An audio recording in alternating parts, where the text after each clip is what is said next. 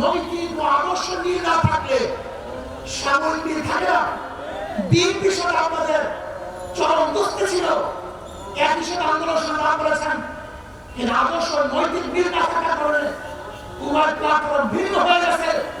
আমরা চাই না অনৈতিক কোন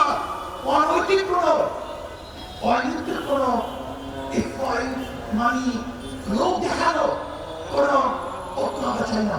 আমরা চাই টেকসই স্থায়ী যে ঐক্য হবে আর কোনদিন ভাঙবে না, ভাঙবে হবে না।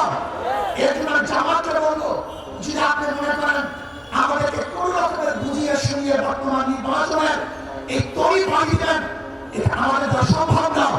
আপনারা আসুন, বসুন, হকের সাথে যে মতলক্ষ আছে সেই মতলক্ষগুলি মিটিয়ে আমরা এমন টেকসই ঐক্যবদ্ধ হব যে ঐক্যবদ্ধ কেউ ভাঙতে পারবে না, কেউ চুকতে পারবে না।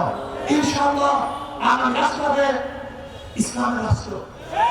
আসুন আমরা সম্মিলিতভাবে ইসলামকে বাংলাদেশে প্রতিষ্ঠা করার জন্য চেষ্টা করব।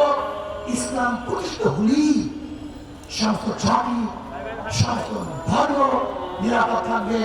এবং সলিমুল্লাহ, যে সলিমুল্লাহ সলিমুল্লাহ ইউনিভার্সিটি প্রতিষ্ঠা করেছে, সেই সলিমুল্লাহ জন্মবার্ষিকী, মৃত্যুবার্ষিকী ইউনিভার্সিটি প্রতিষ্ঠা হবে না, পালন হবে না, তা আমরা চাই না। এখান থেকে বৈষম্য দূর করতে হবে।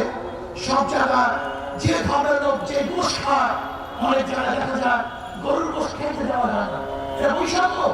যেখানে গরুর গোশ খেতে পারবে খেতে দেন, আমরা যা ইচ্ছা কাছে গোশ খান, কোনো সমস্যা নেই, কিন্তু খবরদার কেউ কাউকে বাধা দেওয়ার কোনো অধিকার নেই। আমরা সম্মিলিতভাবে দেশটাকে গড়বো। আল্লাহ আমাকে এবং আমাদের সবাইকে সম্মিলিতভাবে দেশ গড়ার তৌফিক দান করেন। আসসালাম।